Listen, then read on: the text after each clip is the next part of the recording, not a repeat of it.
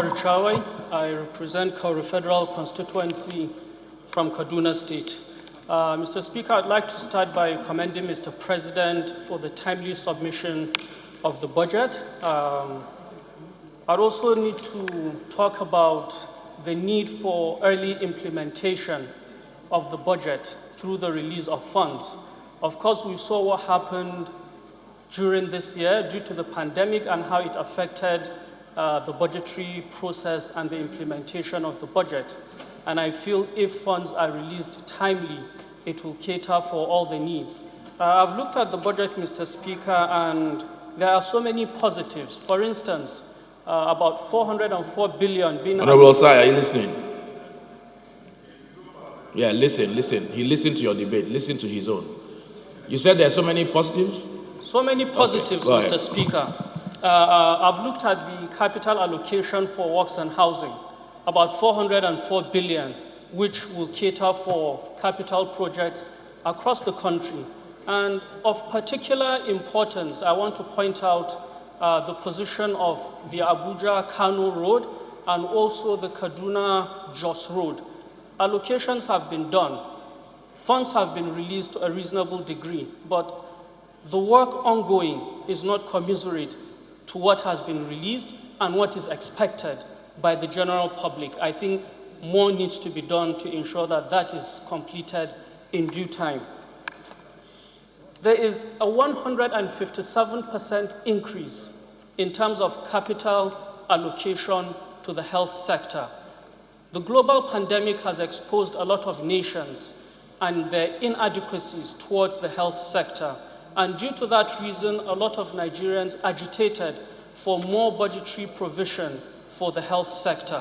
Unfortunately, a 157% increment has been done, which you had earlier stated, which is also in line with our legislative agenda, where certain projects are going to be done in certain teaching hospitals to cater for the general public.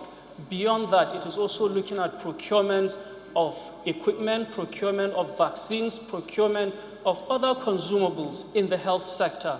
I think that is very commendable, and if implemented to the letter, Nigerians will benefit for it.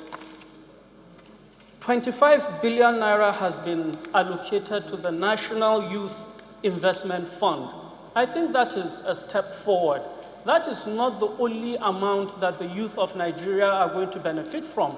That is just an amount set aside for a particular purpose. The youth of Nigeria will benefit from health, they'll benefit from provision in the work and housing sector, they will benefit from provisions in the agri sector and every other sector. But this 25 billion is budgeted specifically for the youth of Nigeria, which other people might not benefit from, in order to enhance capacity of the youth. This, in turn, will also address what Honorable Engineer Woodil spoke about, where we need to empower the capacity of our youth, not necessarily through white-collar jobs, but every other aspect, so that they will be developmental and they will contribute to nation building. That is very commendable, Mr. Speaker. We have a priority list. Mr. President has mentioned key priority sectors during the budget presentation, Mr. Speaker. Nigeria relies heavily on oil for its revenue. Now, I thought we are going to diversify in every sector to an optimum position. And what do I mean by this? The solid mineral sector, Mr. Speaker, I believe is the way forward for Nigeria, because our reliance on oil, I think, is coming to a term where we should look elsewhere. And for us to develop, for us to diversify, the solid mineral sector needs to be a priority sector in the Nigerian economy. But not much attention, I feel, is being given to that sector. If we look at the recurrent provisions for that sector, the Mines and Steel Ministry basically got about 10 billion, while the capital allocation is just about 11 billion. So if you add both of them, we're looking at 21 billion for the mines and steel sector.